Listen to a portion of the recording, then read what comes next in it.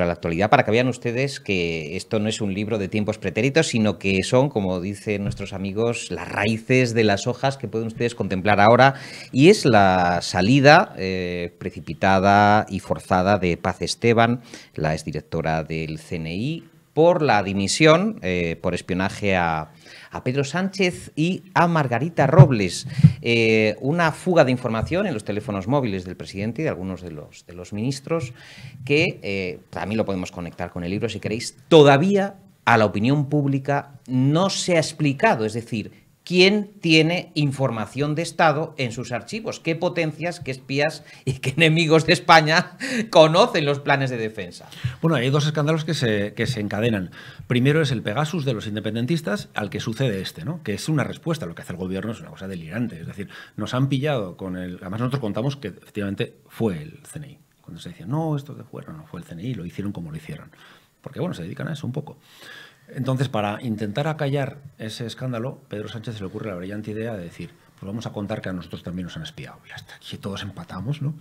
Entonces cuenta eso a nadie se le ocurriría, nadie en su sano juicio. Imagínate cómo queda España y cómo quedan los servicios secretos diciéndonos que se han metido en el móvil de nuestro primer ministro, del presidente del gobierno, y le han sacado la información. Esto es deje de Félix Bolaños, entiendo. Félix Bolaños es el que le puso la cara, por lo menos, pero entiendo que al menos fue consensuada con su jefe, Hombre, que es el presidente. Hay una tensión muy importante entre la ministra de Defensa, ministra responsable del CNI, y el ministro Bolaños, porque el presidente, cuando se monta el escándalo de Pegasus y los independentistas aprietan, le quita la gestión de esa crisis a la ministra de Defensa, que salió a proteger al CNI, y eso hay que decirlo en su favor, salió a proteger al CNI.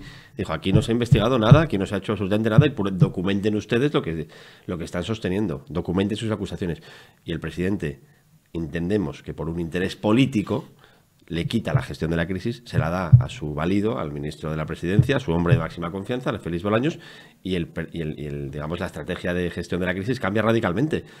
No solo se reconoce que se ha investigado, que es gravísimo, o sea, que el presidente del gobierno, a través de su ministro, digamos, desdiga o señale a los servicios de inteligencia, es gravísimo. En pinchados ilegales, además, que claro, podrían ser un delito. Es gravísimo, pero es que además, políticamente, en fin, queda clara porque hay una causa-efecto, hay una consecuencia de lo que pasó.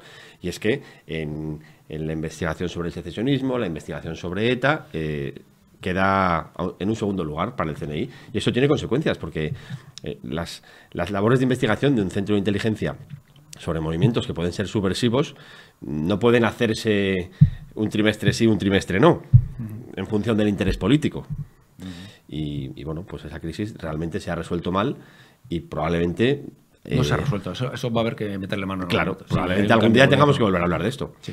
De hecho, incluso estamos recordando con nuestros amigos el hecho de que la ministra de Política Territorial y portavoz del Gobierno, Isabel Rodríguez, llegó a decir en esta crisis reciente que el Gobierno no entendía de los asuntos del CNI, cuando incluso en la descripción del CNI se indica explícitamente que es el Gobierno de España quien encarga al CNI estas investigaciones. Y su presidente. Y su presidente, se además. Especifica. Bueno, es que el CNI es un servicio de información al Gobierno. Exacto. O sea, está para informar al Gobierno. No claro. Es un servicio operativo para detener gente ni nada parecido. Si descubre que se está cometiendo o que se va a cometer un delito, se canaliza a Policía Nacional y Guardia Civil o Mossos d'Esquadra, quien corresponda, porque no tienen capacidad operativa, pero es un servicio que informa al presidente y a los miembros del Gobierno. Está para eso, esa es la primera de sus funciones, y además se ejerce sobre el CNI un control político porque es la ministra de Defensa la responsable y quien propone el nombramiento del director, en este caso directora secretaria de Estado. La directora del CNI es secretaria de Estado, tiene rango de secretaria de Estado. Por lo tanto,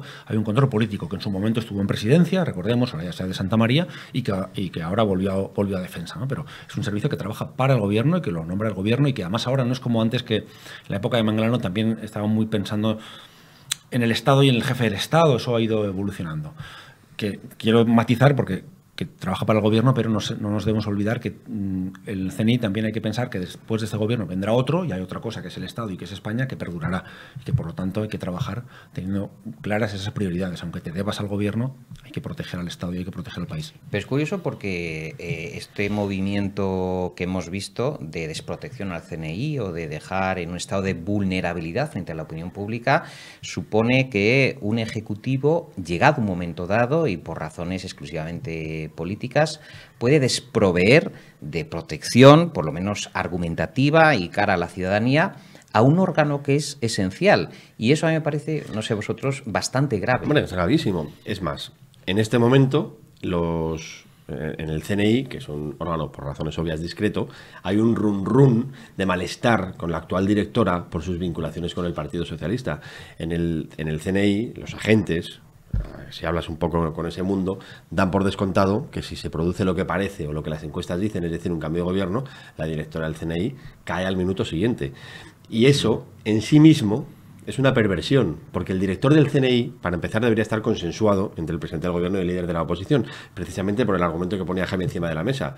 El CNI tiene que estar pendiente, el CNI se debe al gobierno, pero se debe al Estado. Es decir, responde ante el gobierno, pero debe proteger al Estado. No hay intereses partidistas. No debería haberlos. Manglano lo nombra la UCD y se queda con el PSOE. Felisa Roldán ha estado con PSOE y con Partido Popular. Claro, es que eso es lo que debería ser normal. Y sin embargo ahora estamos en un momento en el que se da por descontado que en cuanto haya un cambio de gobierno, la actual directora del CNI será cesada. Y el CNI trabajando con las manos atadas sin saber qué hacer. O sea, ahora les han quitado, les han dicho, no se investiga el independentismo catalán, no se investiga el independentismo vasco.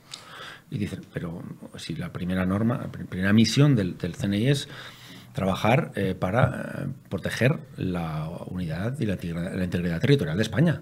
Como que, o sea, ya no es una amenaza, una deriva soberanista, claro. Eso ya no existe. ¿Qué hacemos con nuestros informantes? Por eso yo decía antes que esto no es una cuestión de un trimestre sí, un trimestre no. Es evidente que ahora parece ser que el independentismo no está pensando en hacer mañana el 1 de octubre, pero dicen abiertamente que quieren volverlo a hacer. Por lo tanto, hay que estar pendientes, ¿no? Porque a lo mejor dentro de 3 años volvemos a tener otro desafío separatista. Y si tú dejas de investigar, cuando llegue el momento, pues estarás peor preparado que si sigues manteniendo una red de contactos y de informantes que te permita saber qué está pasando ahí.